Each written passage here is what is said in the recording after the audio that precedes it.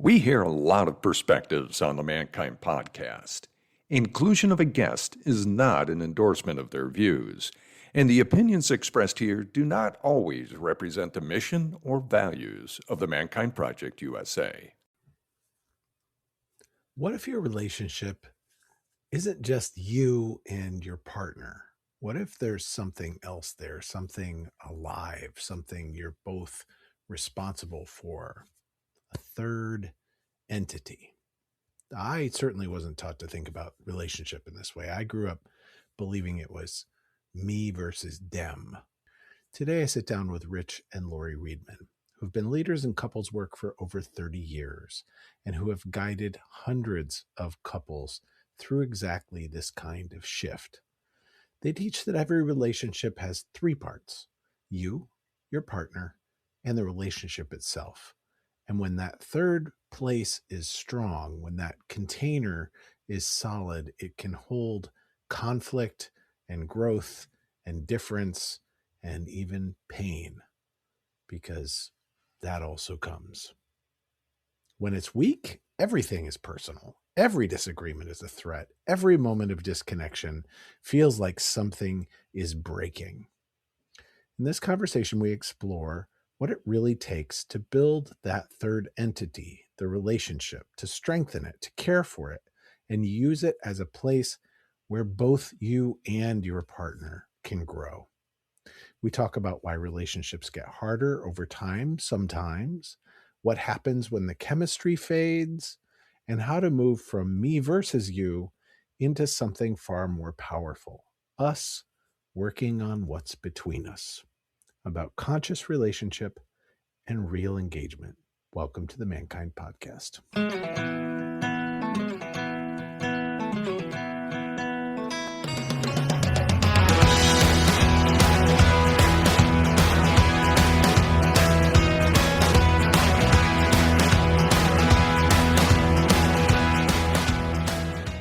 Hey, everybody, it's Boysen. Welcome back to the Mankind Podcast, the show where we're breaking the molds of modern manhood to prove without a shadow of a doubt that there is more than one way to be a man.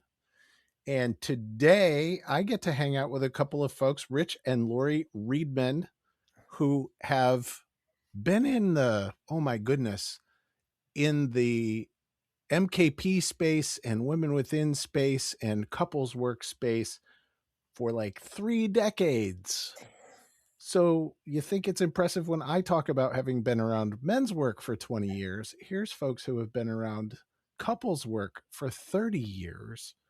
Rich and Laurie, say hello. Hello. Hi. Hello, everyone. Pleasure to be here. Yes, absolutely. Love it. I'm happy to have you guys here. It's been a bit of time coming here.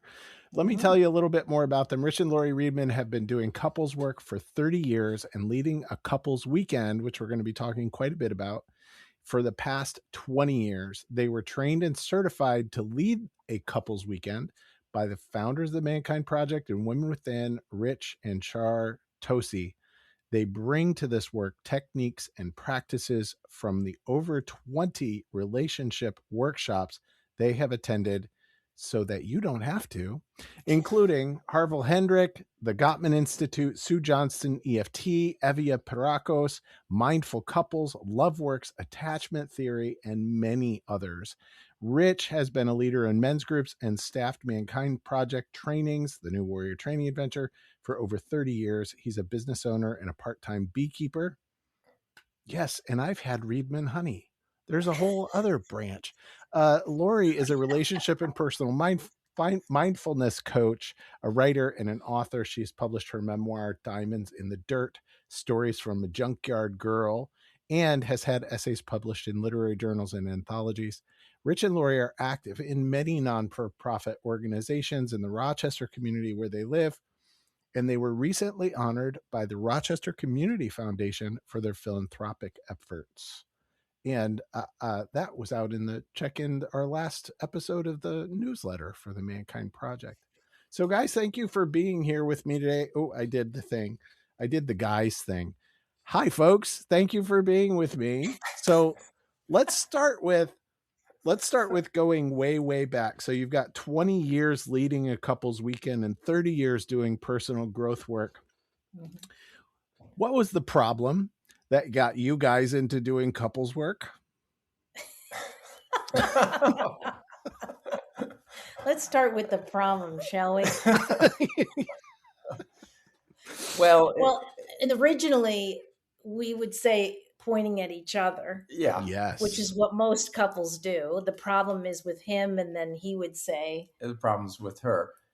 But with most couples, and we've discovered this, when we got to the 7 year, they call the 7 year itch, which is really when they look back at the science, it's really that's when a lot of couples start having issues in the relationship. It's because the phenylethylamine, which pumps into your blood after you fall in love, starts weaning and starts going away. And then the rubber meets the road. So that's where we started having issues of, wait a minute, "This isn't the person I married." wow. And Lori started doing her work and she came home and said, I'm doing my work. I think, don't you need to do your work? And I'm like, He's like, "No, all the therapy? problems are No." your problems. So I actually ended up doing the Mankind Project, just found a brochure, did the weekend, came back, and Lori looked at me and said, what did you do this weekend? And then I think 6 months later, I did one with him.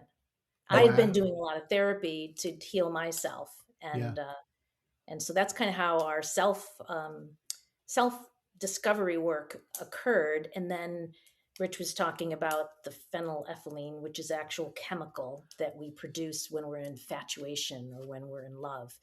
And a fun fact, it's the same chemical that is in chocolate.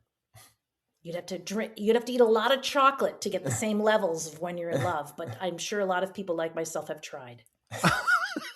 That's wow. So chemistry. So what we're saying is success through chemical replacement theory. I suppose. yeah. I've never heard it. I've never called it that, but I'll have to consider that, Boysen, for the future. Yeah. Okay, so 7 years. This drops out. We finally look up at each other and say, "Okay, now what?" Mhm. So is that where you tend to meet couples in the "Okay, now what"? No, actually, Yeah. sometimes yes, sometimes no. There's basically three categories. Couples have been together. They want, maybe perhaps they've been working on, taking care of the kids, and all of a sudden the kids are out of the house, and then they look at each other and say, "Oh my gosh, Who are you? who are you? Wait a minute," and then start looking back and say, gee, am I with the right person? So that's one. Then there's other couples that are open to doing the work, that are new in relationship, and they want to really have a good working relationship. They're willing to look at themselves and just refine what they currently have. They love what they have. They just want to make it even better. And then there's couples that come that are in crisis. Yeah, we've had people come to the weekend in separate cars. And then fought about who was going to drive back together. They wanted to drive one car back. Wow. And so about how many times, let's just establish a baseline here. How many couples weekends have you led? Well, if you count, we staffed for many years as lead staff. So if you don't even count that, gosh. Well, it's easier to say. So we've led weekends for 20 years.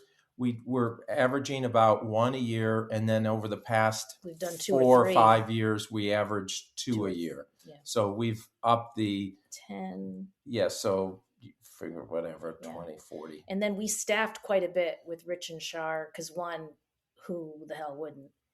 And, they're just so much fun and they're so knowledgeable. And I have memories of laughing so hard with Rich Tosi that I almost peed my pants.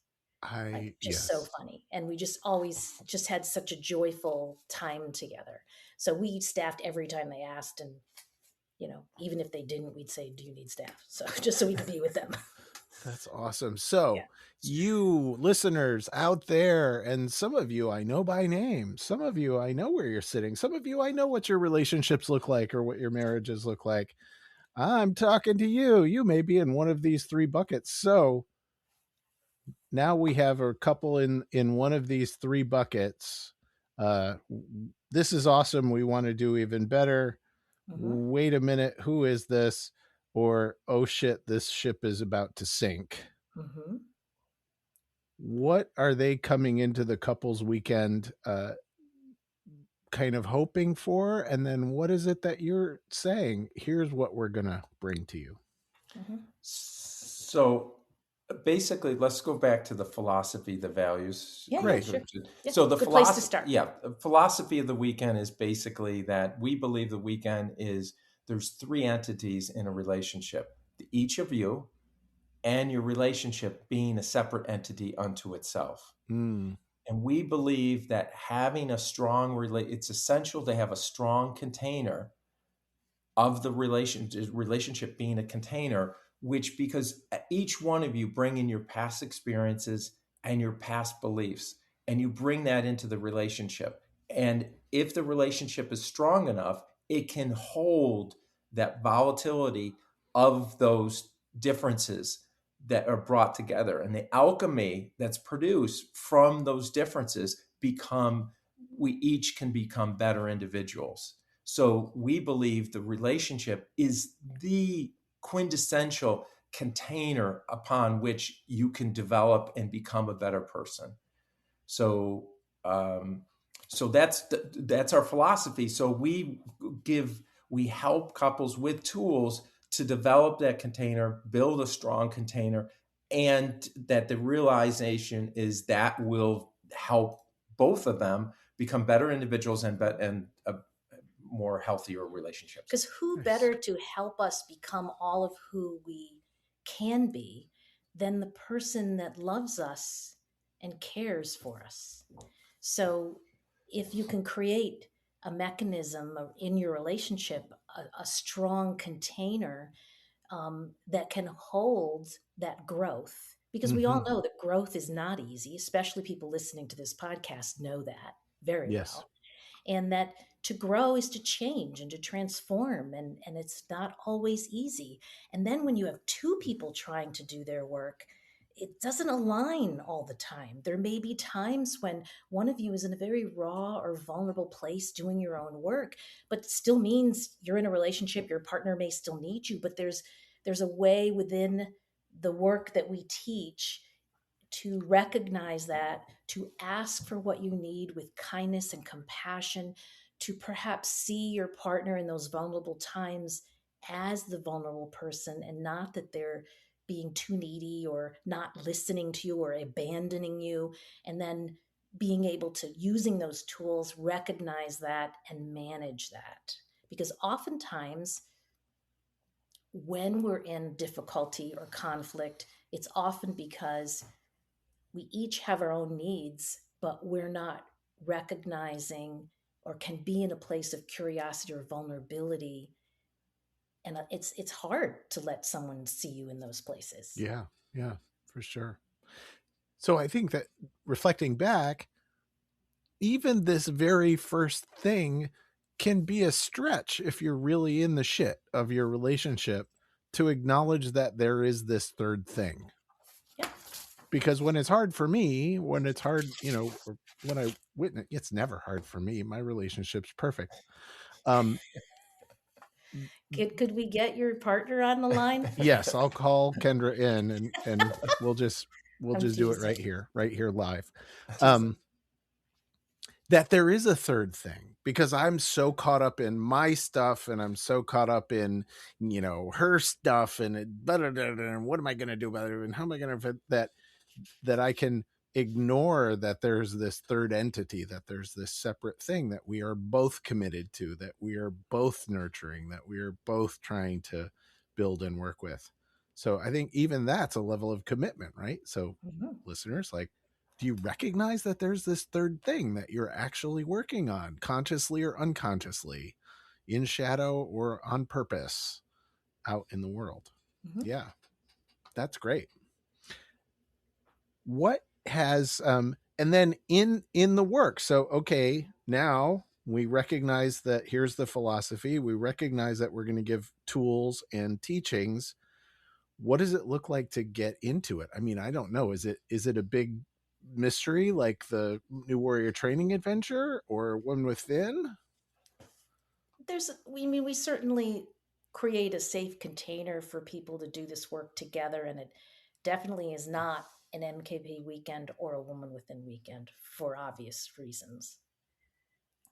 Yeah, and so we teach tools and techniques to dealing with everything from anger to setting intention about, setting visioning, like how do you vision your relationship, the future of your relationship, how to, when conflict occurs, teach you tools to work through that conflict. It is an experiential weekend, so there is some places where we try and stretch you for you to look at, but we ask you to look at yourself and what you bring into the relationship, the beliefs that you bring into the relationship, and how that might cause conflict in the relationship. Or is blocking intimacy in the relationship. Yeah. And to own that. And also, we teach listening skills and communication skills. But before that, talking about that third entity, in order for us to truly listen and be heard, and especially if we're sharing something that's very vulnerable, we have to have rules and kind of like safety around that. And so we provide skill training, and we practice it multiple times on the weekend. So hopefully when you go home, you can do this. A method to truly listen to your partner, to truly be able to figure out what is it that I need, and then to ask for it, knowing that your partner may have to say, I don't know if I can do that, but then to negotiate what they can do. Because what you want to do is to be able to meet your partner where they're at and vice versa, but not commit to something that is something you can't do, because then you may be repeating patterns in that person's life. And oftentimes we find, more than likely, couples that come together, there are, I don't know, you want to call cosmic reasons why we found each other. And Yeah. often what we find is the one thing that I may need from Rich to heal a part of me, and we use ourselves as an example in the weekend, Yeah. was actually the one thing that was very difficult for him to give, because it also is tied to his wound. And there's magic in that. And if we can begin to create safety in the container for us to discover these things and to unravel them together and support each other in that unraveling and filling back up those spaces, then we will continue to do this work. I mean, we've been doing this work. We're going to be married 40 years, and we're always using the tools. We're always learning about each other. I mean, we do not have a pedestal relationship to put us up there. We've just been around the block using these tools for a long time. Yeah. And what we hope is that couples on the weekend will come away with new awarenesses, seeing each other. We've had couples that have been married longer than we have and tell us, I didn't know that about my partner. Yeah, I was going to go there. Rich, what is that like to do you see couples come in who in that process it's like the first time that they've ever gotten conscious about, oh, my Yes. partner has been carrying this thing Right. for 50 years and I never knew. Yeah, so talk a little bit more about that. Well, I use the example just recently. We'll just use a story, this sort of humorous story, that we were in Ireland driving, and I was coming very close to the walls, and I almost hit the walls a couple of times. Well, you do know that in Ireland, the Opposite steering side wheel's on and the other steering side, wheels, and you're yes. driving on the other side of the road. And Right. That's context. Right. Yeah. So on the weekend, we do this. We just do some self-discovery on the weekend. And it was funny because Laurie was making some comment about, and I got a big aha, just just the last weekend I got a big aha that I realized that Laurie can criticize anything, like my cooking, anything I do. But if she criticizes anything related to what my dad would say, I get triggered. So I get angry when she makes a comment about my driving, and I say, and all I was doing was like, "Oh, you're close to that wall." Oh, like, which was information I thought was helpful, Boysen. So I got triggered And immediately.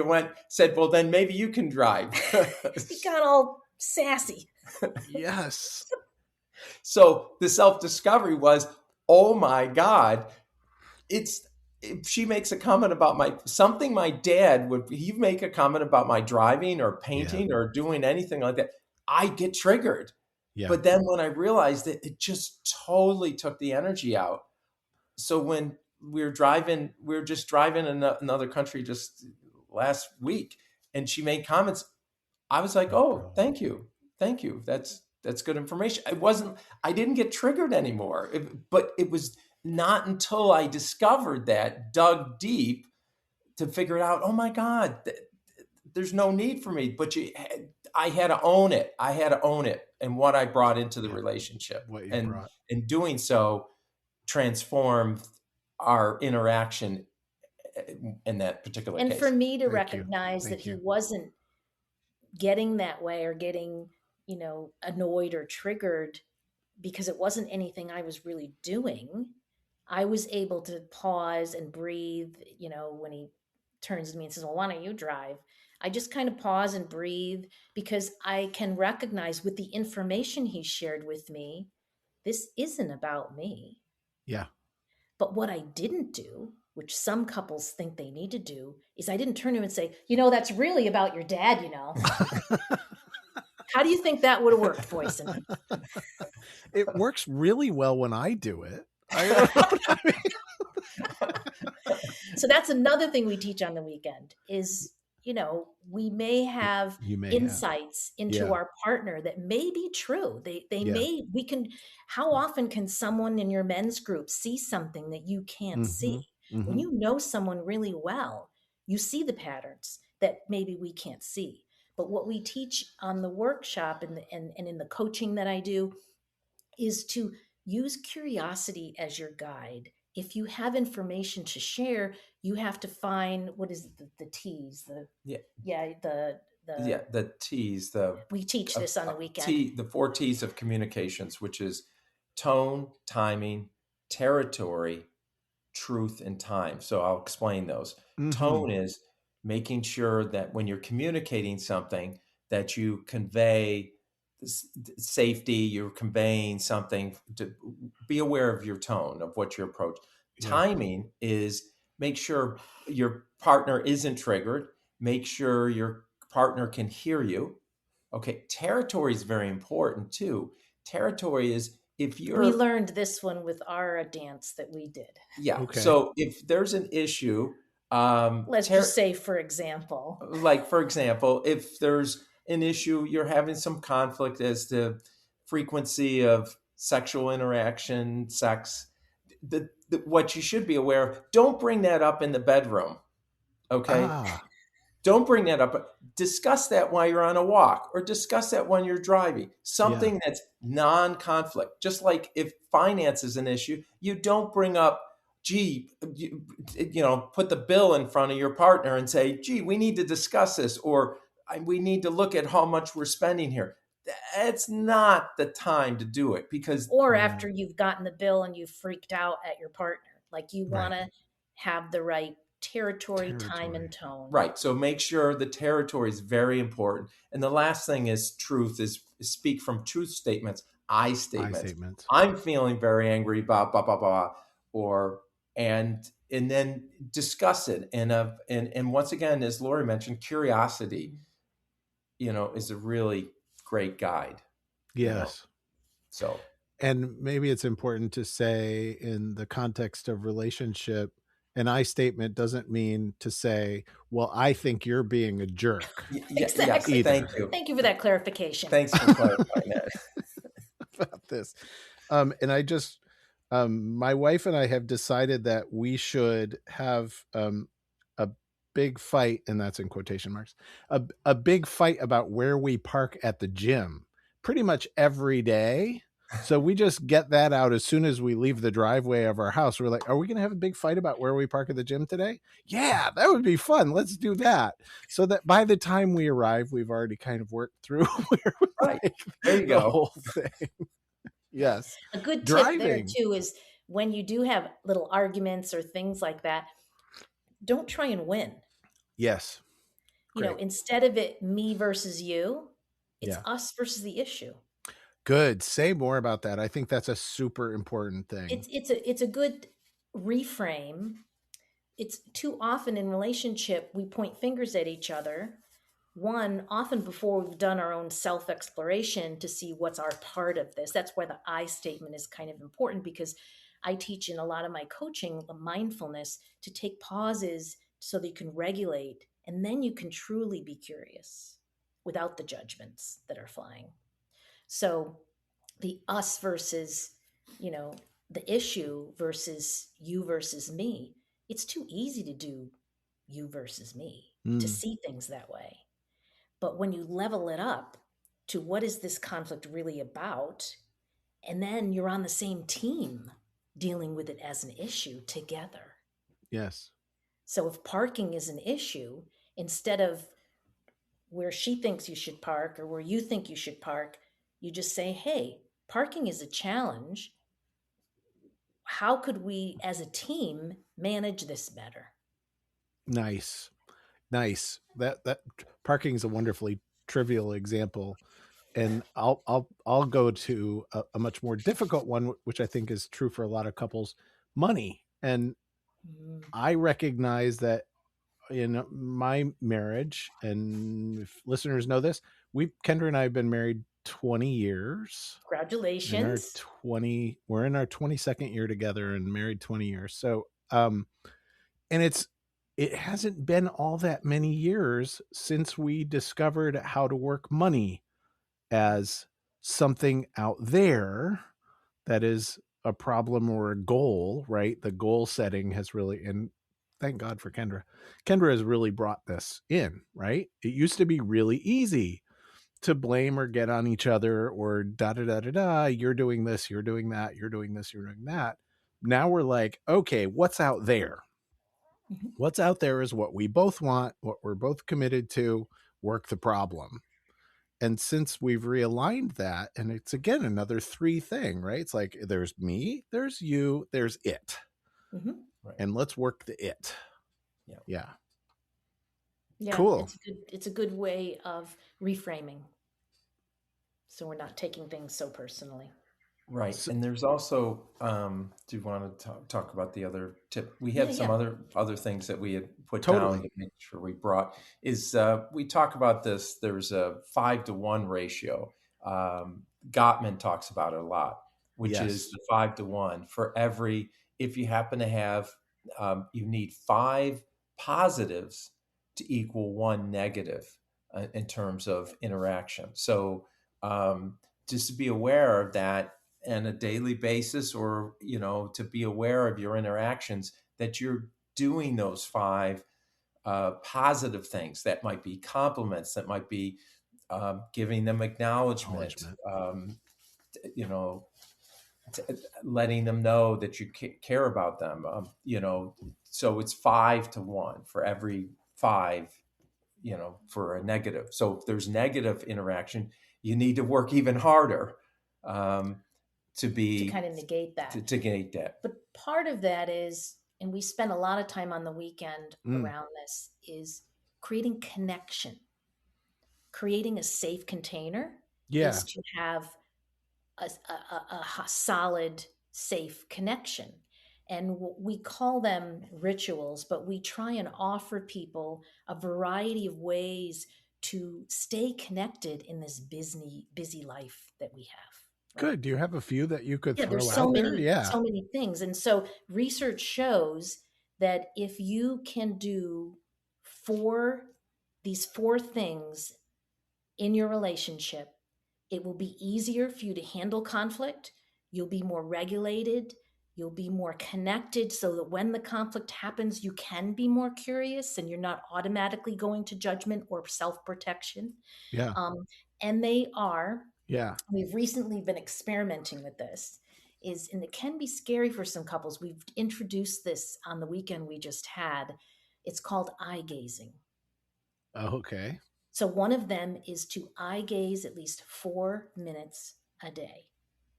And you can, the technique they use is left eye to left eye. So you're Left not eye. always like trying to Yes. look at each eyes.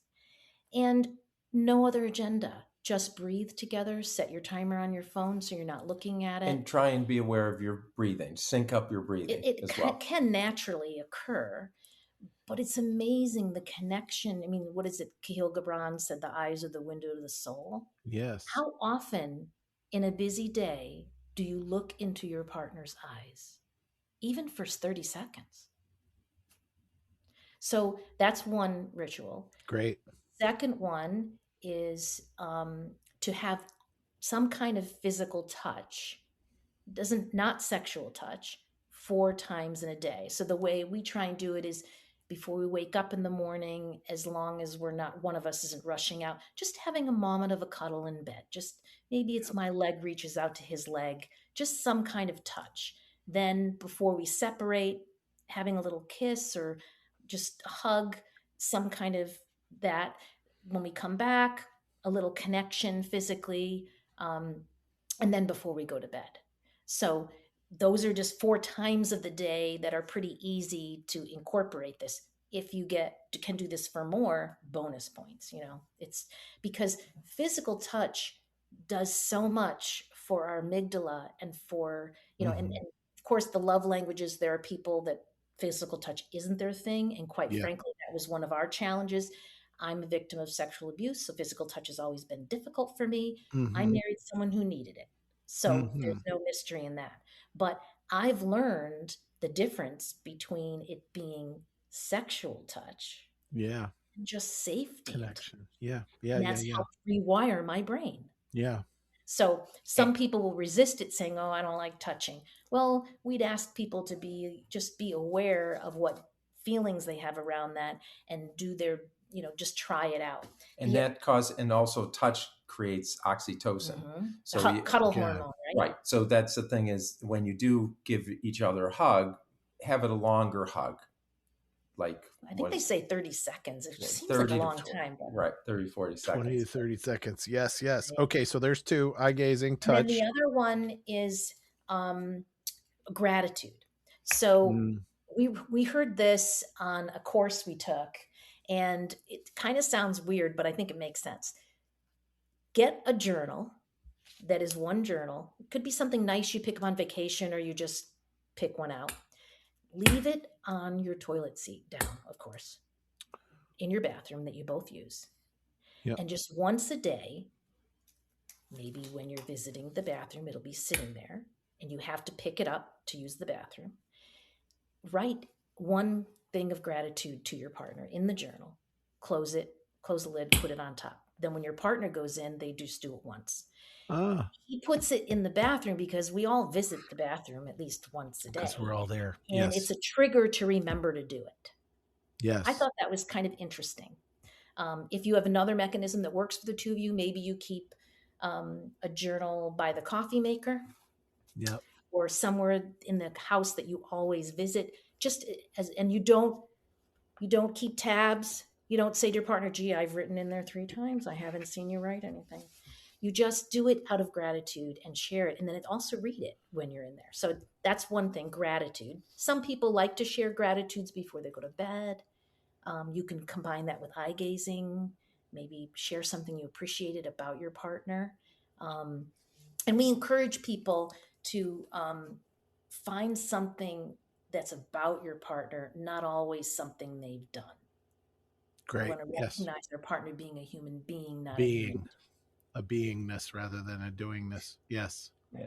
And then the last one was find a couple of times during the week, find at least 2 hours to do something, play together. Either play sit down, and this is not sit down and watch a movie because you're not interacting when you're watching a movie. do something where you're either playing a game or you're going for a walk or you're doing something together. So you're connecting.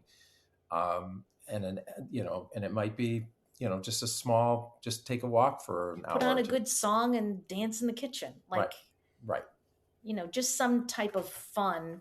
And then if you have children, this is important because having me time and we Space. time, it's important to have we time as a couple. And then I also teach my clients that this is not part of the thing we were just talking about, but I just thought of it. It's important to recognize me and we time in a relationship. Yeah. Some couples have difficulty with separating. Yes. Individual time. And so recognize the dance, what happens for you when your partner goes to men's group or women's group or goes away or does something for themselves. Oftentimes those little abandonment issues may come up. And Great. so recognize the difference, how important it is for all of us to have me time. But it's also important for us to have we time.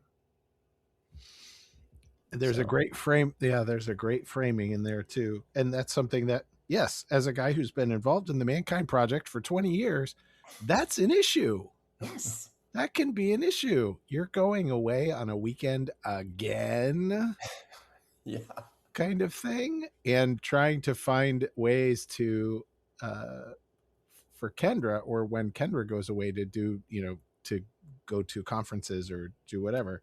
Oh, I get me time in doing this. This is not about her going away and abandoning me.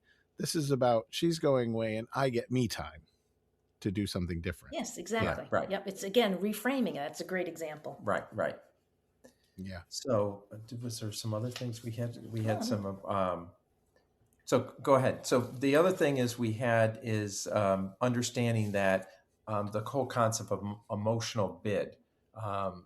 We find in a relationship Good. that I'm not sure if it was Gottman or maybe it was Sue Johnson that mentioned when your partner's reaching out, you're in the car, your partner points out something outside or whatever, that each time you're doing interaction, it's an emotional bid to say, hey, I'm trying to connect, and be aware of when your partner is making an emotional bid for connection, that you're not, you don't respond by ignoring it or scrolling on your phone.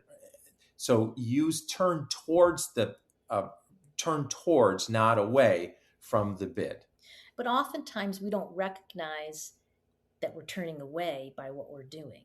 Yes. Because we're so absorbed in whatever we're doing.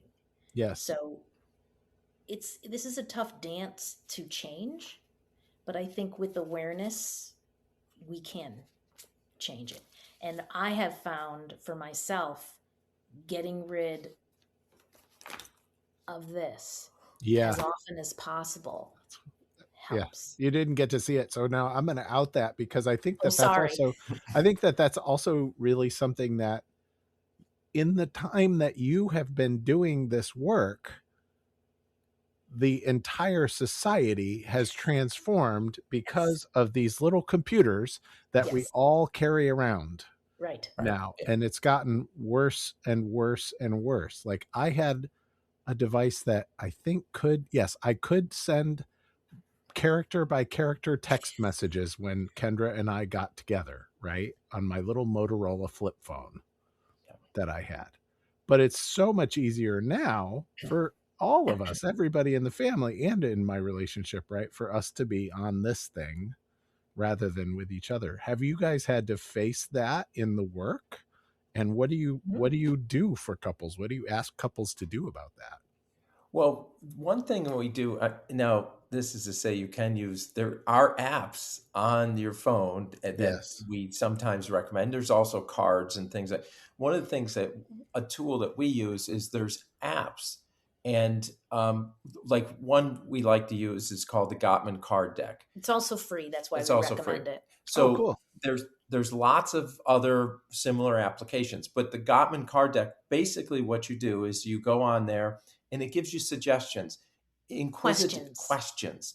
And it basically, you go through the questions and you ask each other these questions, like, what's your fondest memory of your grandfather? What's your fondest memory And of some of them, like, tell them about the the tree? tree one. We were practicing this, and I was like, what kind of question is this? Like, what's your favorite tree? I'm like, I don't Yeah. have a favorite tree. So Oh. mine was a crabapple tree. And Lori goes, why is crabapple tree? And I go, well, because I had a bedroom that oversaw a crabapple tree in the spring. I would always feel, I would always Beautiful smell all the flowers. fragrant flowers. And she's like, what? And so, and then it came in this whole story. And I remembered all this stuff from my past.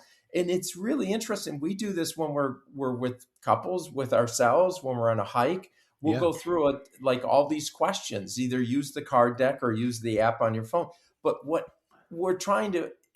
it is you're finding information out, you're turning to each other. There's so much more you can remember and you can find out about your part. Be curious, be inquisitive, and you strengthen your relationship. You also share something of yourself with your partner. And it's Nice. crazy Lovely. how doing this, it may seem such a simple thing, like asking Right. about someone's tree, but before long, if you're truly listening and they're truly sharing, next thing you know, Rich is telling me how, well, what was your bedroom? Oh, it was actually an old porch. And when my sisters all got Ah. born, I got regulated to the porch and it was freezing cold in the winter. And I'm like, why did your parents make you sleep on the porch? And then it just went on about how, he was the oldest. And then as every Ah. kid was born, he got pushed into this further corner and then just goes into more deeper issues.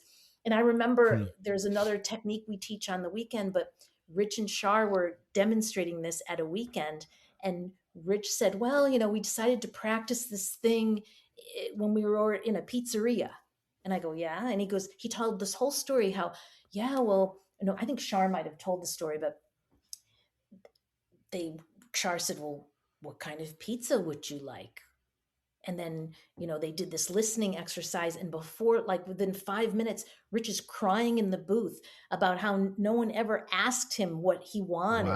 And like, Wow. but what happens when Yeah. we create these containers and these moments to truly create space for each other, to be wherever we're at and make it okay, whatever response is okay, it's safe here, it's magic what can happen.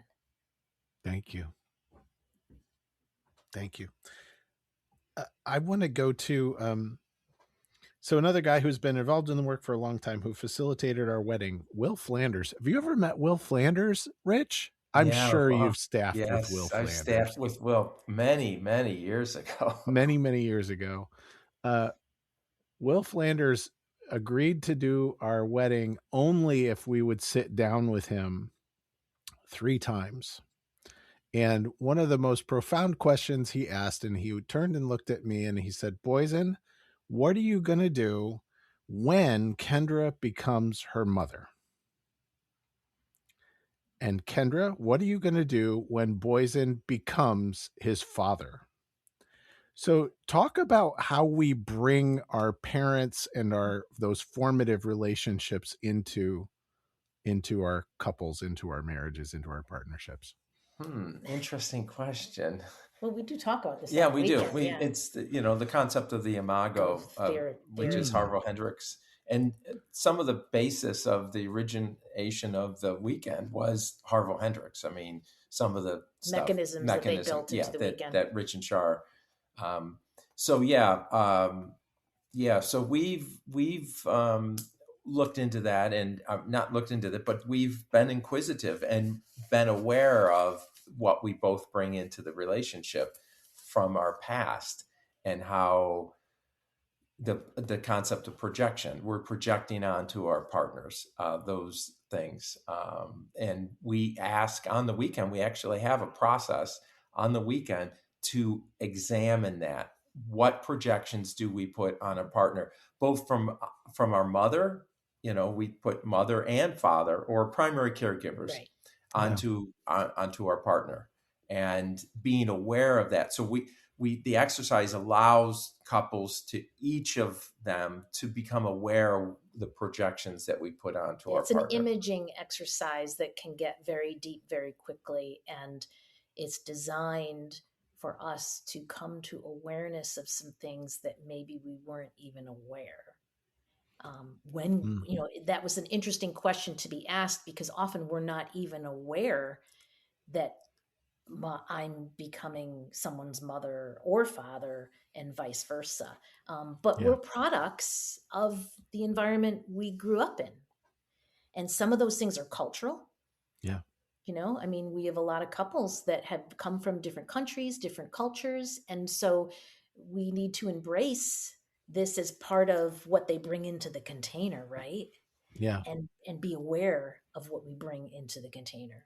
Um, when we talk about the container, we talk about it in the weekend. We use a Mexican wedding vase as an example. Uh-huh. You've seen Yes. those, So right? describe what that looks like. Yeah. You go ahead. Well, a Mexican wedding vase, the shaman would create one for a couple getting married as part of their ceremony, and it would be specially made for them. And for those of you that may not be familiar with one, it basically, you might have seen them. They have like, it's a container, but it has two different spouts that come out of the bigger container in the middle.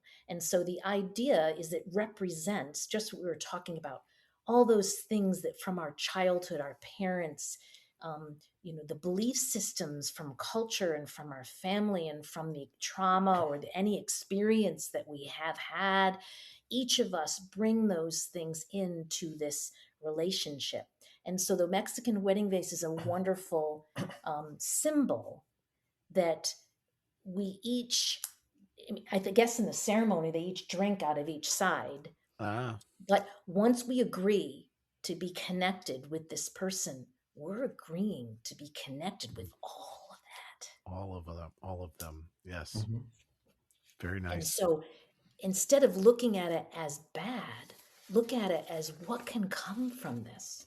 What can be created? This alchemy, this combustion, that's transformation, that's change. So, Yes. what can come out of this in this relationship? And so, it's just a wonderful symbol and a good mechanism for mother, father, culture, belief systems, because often we don't have the same beliefs. I mean, you talked Yeah. about money. Yeah. How That we can were be a raised. big one for couples. For sure. I'm going to circle into, you both come from backgrounds where this kind of internal work, shadow work, personal development work is kind of baked in to who you are as beings. And I'm just going to say there may be some Mankind Project brothers out there who have never done personal work in their relationship and who've never done personal work with the woman who they love the most in the world. How's Or that look? man, Or the man that or who they man love they and love. their Yes. partner. Yes. Mhm. How's that look for a guy who maybe has been sitting in a circle and has gotten used to a certain thing to then come into a container that's mixed in a very different way with very different dynamics and do personal work? I think that question's for you, honey. That's definitely for Yeah. Rich. He's, yeah. Oh, thank you. So it was a challenge initially doing that, stepping into a container that contains, I had mother issues. Mm, I'll be upfront with you. I had a strong mother, strong mother, grandmother, such. And so my issues with mother issues, and coming into that container with other women, it can be frightening. But as they always say, face the fear. And by mm, facing my fear, I was able to overcome that and transition. And I'd strongly encourage any man that, if they're feeling some trepidation about being in the container with uh, women versus being in a container with just men. You're talking about on the weekend. yeah. Yeah, Yes. coming to a couples weekend is Yeah. to face the fear, as they always say. Face the roar. Go towards the roar. The story of the lions and Yes. going towards the roar. which is where you could, transition. So I strongly encourage any man that might be listening to consider doing a couples weekend, because there's real clarity. Good friend of mine, Mike Elzer, as you know, Yes. Is continually tells me, Rich, if you want to do deep work, do your couples work. There you go. 'Cause- And there's we all carry these different energies, right? We all carry vulnerability, feminine, earth mother, caring, love, open, all of us. Yes. Compassion, kindness, and we carry protection, warrior, defense, action, initiation, and so on the weekend we bring in those energies into the weekend to play, and we invite people to recognize where in your relationship who is the initiator and who is receiving or following, and what happens if you mix that up, and to recognize we all have these energies within us. Yes. And so to recognize, I've not obviously been in a men's circle. I've done work in a gender circle, which I found incredibly challenging and rewarding. But I think that's important to recognize it's not just about men and women gender. It's recognizing we all have these energies in us, and to recognize how can they serve us better? How can we dance between them? And who better to do that with than your partner? I think. Yeah. Oh, absolutely. You can work on that. I can work on stuff in my women's circle. He can work on things with his men's circle. I can work on things with my therapist, my coach. Yep. There's different places where discovery opens up because of where you are.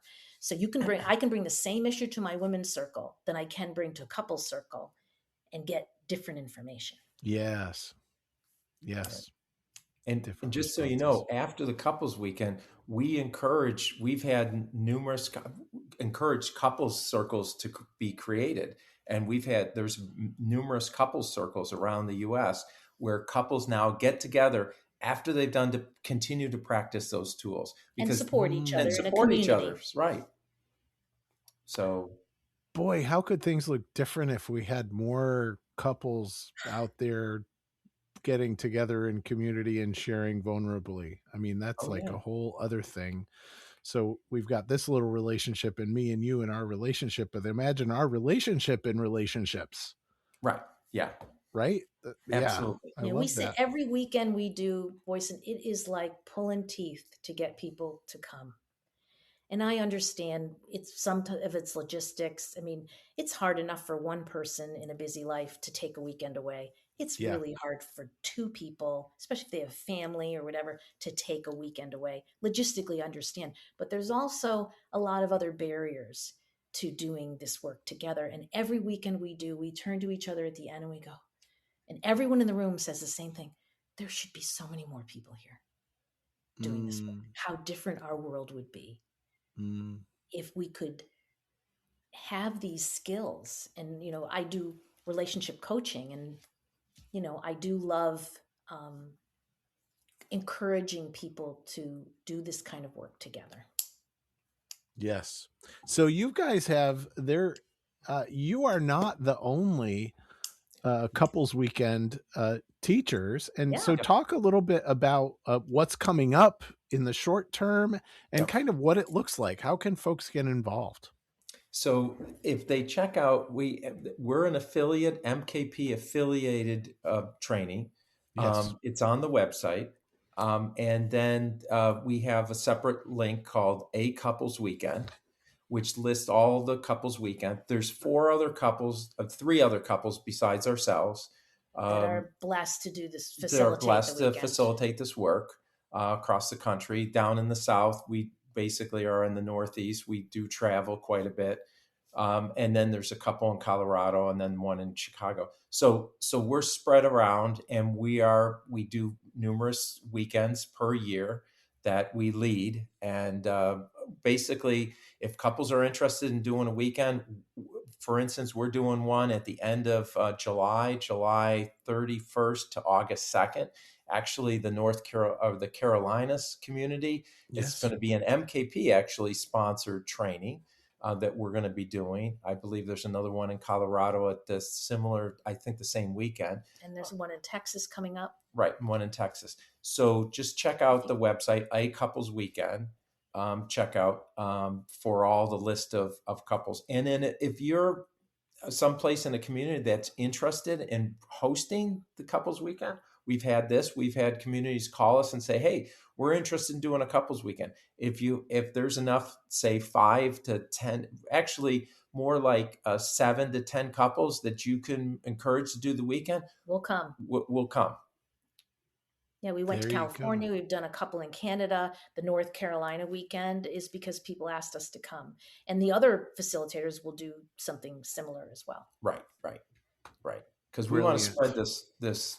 We're really passionate about doing this. It's our mission, our couple's mission, and each of ours mission to do more of these weekends. Because if we can make the world a better place and with healthier relationships, great. That's wonderful. Yeah. And I do relationship coaching. So sometimes people don't want to do a weekend, or they would prefer to do it like on a regular basis. That's always an option. And we do VIP weekends. So if someone really just wanted to do this work just with their partner, we would make arrangements to do a personal weekend with a couple. And so there's many ways to do the work. And therapists, actually, we've gotten referrals from therapists because, we're not therapists. Yes. This is deep work. And what they find is that it helps move along couples therapy, because when you've done the weekend, most of the time people come away with greater awareness and ownership over their belief or their issue that's blocking intimacy, or a pattern that's coming up, and they can bring that to therapy and move things along. So the awarenesses that are gained on the weekend, you can use and to continue to work on your relationship. We've had people do the weekend more than once, because every time, it's always every another year level. We become different. Our relationship changes. We become more aware of our beliefs, as we've said, and we continue to do work on our relationship. Like different stages of life, like retirement, or the kids have gone, or having kids. Those are all good times to retake a look. Wonderful. And for a lot of our listeners out there, the perimenopause kind of time of life is a big relationship shift for a lot of men and women. It impacts us both. Yes. So it's Rich and Laurie Riedman, acouplesweekend.com. Go and check them out. Thank you. My website's bucoach.com. bucoach.com. Thank you for hanging out with me and talking about a couples weekend. Thank you for having us. It's been a joy. It's always a pleasure. This has been the Mankind Podcast, produced in association with the Mankind Project USA. And of course, I want to thank you, the listener, because through your attention and your support, you make it a heck of a lot easier for us to let men out there in the world know that they are not alone and that there is more than one way to be a man. And if you've been enjoying the music throughout this episode and all of our episodes, check out Jim, Donovan, and the Sun King Warriors. I have links to them in the show notes. Now, the fee for this episode is simple. If you found gold and insights that you believe could benefit your loved ones and those you care about, be sure to share it with them. And of course, remember that life doesn't happen to us, it happens for us, so long as we rip the pen out of fate's hand and become the author of our own story. So my friend, pick up the pen and we'll see you next week. Lots of love.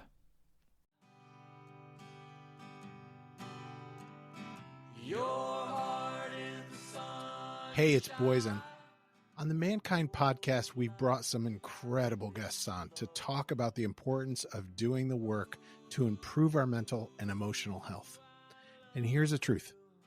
Multiple times over the last 25 years, I've had the help of one-on-one work with some amazing therapists.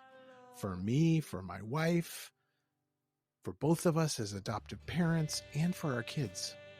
The Mankind Project and Men's Group, though awesome, are not a substitute for professional mental health support. And so I'm thrilled that the Mankind Podcast now has BetterHelp as a sponsor for the show. BetterHelp works online.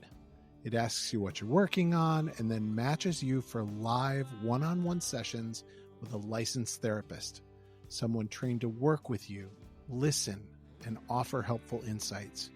I'm using BetterHelp. It's super easy, and I like what I'm getting. If getting one-on-one support in the comfort of your own space feels like a good direction for you, I invite you to check it out. Go to the link in the show notes or betterhelp.com/mankind. And if you sign up, you'll get 10% off your first month of therapy.